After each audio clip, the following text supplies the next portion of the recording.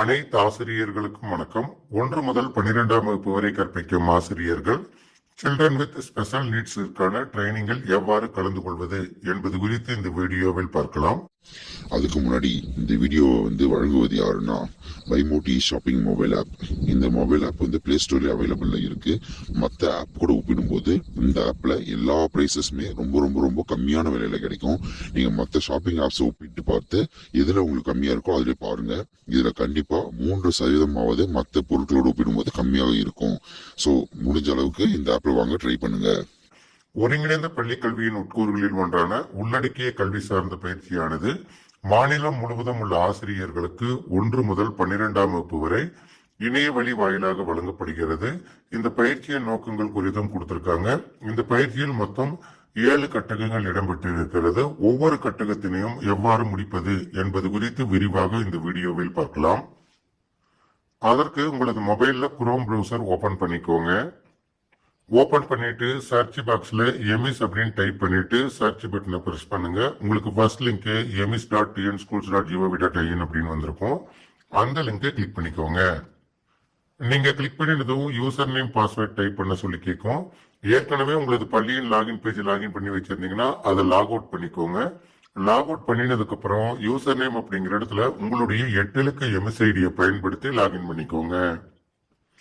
நீங்க லாகின் பண்ணினதும் உங்களுடைய login page வந்திருக்கும். அதுல டாப்லயே பிங்க் கலர்ல ஒரு டவுன் ஏரோ இருக்கும். அதை கிளிக் பண்ணுங்க.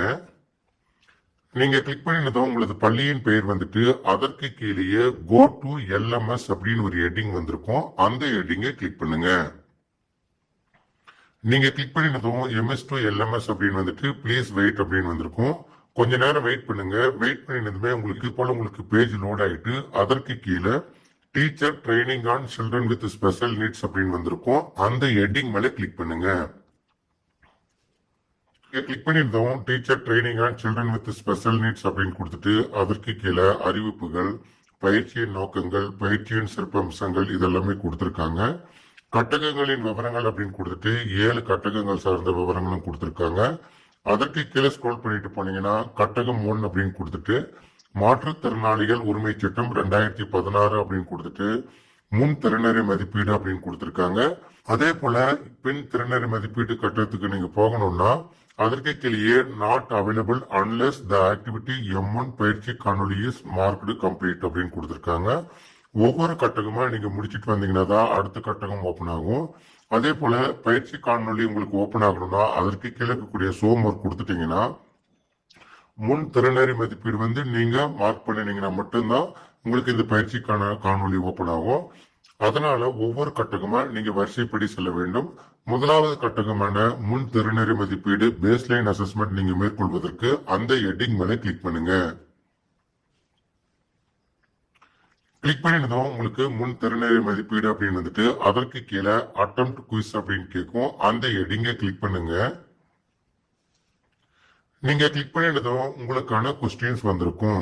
இதுல ஒவ்வொரு கொஸ்டினா நீங்க படிச்சு பார்த்து அதற்கான ஆன்சர் பண்ணி முடிச்சதுக்கு அப்புறம் அதற்கு பக்கத்துல இருக்கக்கூடிய நெக்ஸ்ட் பேஜ் கிளிக் பண்ணிட்டு இது போல ஒவ்வொரு கொஸ்டினா கம்ப்ளீட் பண்ணினதுக்கு அப்புறம் முன் திறனறி மதிப்பீடு நீங்க கம்ப்ளீட் பண்ணிக்கலாம்.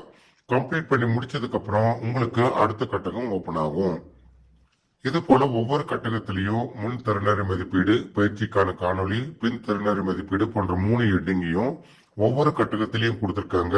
இது போல 7 கட்டகமும் நீங்க முடித்த பிறகு உங்களது பயிற்சிக்கான கிரேட்ஸ் பார்ப்பதற்கு திரும்பவும் டாப்க்கு ஸ்க்ரோல் பண்ணிட்டு போங்க.